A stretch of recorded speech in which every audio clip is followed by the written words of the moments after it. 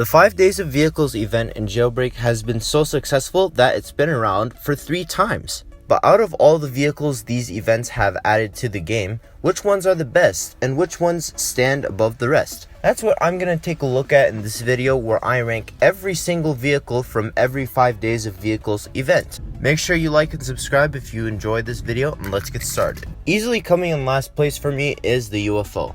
This vehicle got a design revamp in the 2020 5 Days of Vehicles event, but unfortunately it needed a bit more than that. The stats on this vehicle are incredibly mediocre. It's slower than the Little Bird, which seats more people and costs a lot less. Plus, it's much harder to access as it spawns all the way in the military base. I do think the outside of this vehicle looks pretty cool, but unfortunately the inside has pretty much no details at all. Overall, this vehicle is probably one of the worst vehicles in the entire game. Then we have the camper van. Looks wise, this vehicle is pretty cool in my opinion.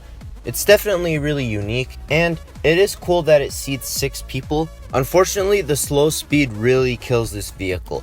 It doesn't have a great launch or acceleration, and the top speed is a pitiful 132 miles per hour. This vehicle is painfully slow, and for beginner players who need to carefully choose what vehicles to spend their hard-earned money on, this vehicle is a waste of money. If you really need a vehicle that seats 6 people, just save up an extra 20k and get the Cybertruck, which has much better stats. Overall, while definitely a unique vehicle, there's pretty much no reason to purchase the camper. Then we have the fire truck. Ever since this vehicle was in the game, I've always really disliked it due to the poor stats, and recently, this vehicle did get revamped and changed in some good ways, but it's still not great. It certainly looks a lot better, and I am so happy that it seats 6 people instead of just 2, and the top speed is actually pretty crazy. But the acceleration of this vehicle is so painfully slow that this vehicle is so aggravating to use. Overall, this vehicle, while it does look pretty good and there are some good things about it, is still pretty mediocre.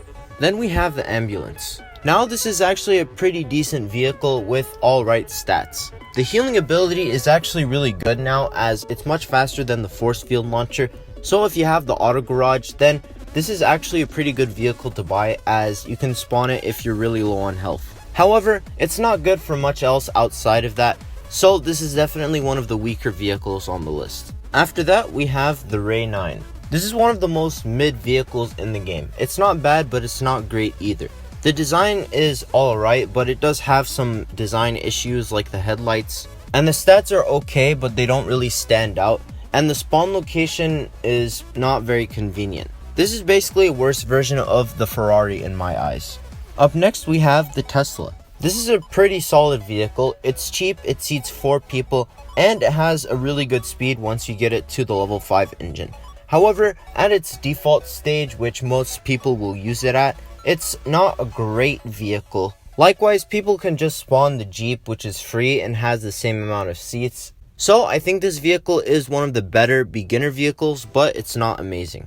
Then we have the Ferrari. Overall, I think this vehicle is really solid. It has a really good top speed and pretty good acceleration and launch. Now, I don't think it looks the best, but the stats definitely make up for it. So I think this is a really solid car all around for mid-tier players.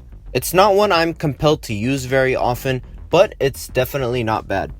Then we have the Surus. This vehicle is, in my opinion, the mid-tier Tesla. It has really good acceleration and it's a good vehicle for teams. This vehicle used to be one of the best in the game. Unfortunately, it got nerfed recently and the spawn points got reduced, meaning it is now a pretty forgotten vehicle.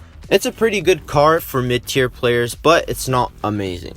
Now we come to the Trailblazer. I actually think this vehicle looks pretty cool. I especially love the details of the rear wheels, and I like how when you look at it from the back, it looks like a tumbler from the Dark Knight movies.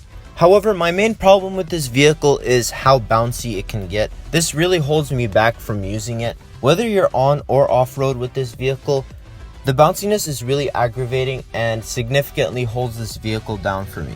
In 6th place, we have the Challenger. After this vehicle was added, it quickly rose to become one of the best vehicles in the game for new players. It has really solid stats and it's very easy to get to as it spawns right at the gun store for people to jump in.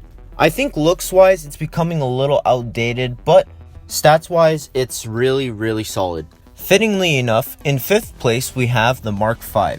For me, this is basically a Challenger but better looking. The detail on this vehicle is insane and it's easily one of the best looking vehicles in the entire game. The stats are very solid for the price and this vehicle is comparable to the Challenger in that regard. Overall, a great car for beginners. Now we come to the controller. One of the most unique vehicles in terms of design and maneuverability. This vehicle is overall really good. It's like a mid-tier roadster in my opinion. The off-roading is fantastic and the acceleration is pretty good, but the overdrive ability really pulls this vehicle up front. In my opinion, if you're a mid-tier player, this is a must-buy. In 3rd place, we have the Torero. I also think this vehicle looks really good for the most part, and it's so much fun to drive. While it isn't the fastest, I don't want it to be as it's not a supercar, and it still has a really good speed. Unfortunately for me, the biggest thing holding it back is the fact that my legs stick out of the bottom. I just find that so annoying, and for this vehicle it's easier to spot. But besides that one detail, I can't deny this is a really good vehicle. For our penultimate vehicle, we have the Javelin. This is basically the Torpedo, but good looking. The top speed is almost unmatched. It's fantastic. The acceleration likewise is really good. And the looks of this vehicle, it's just fantastic all around. There's pretty much nothing wrong with this vehicle, honestly.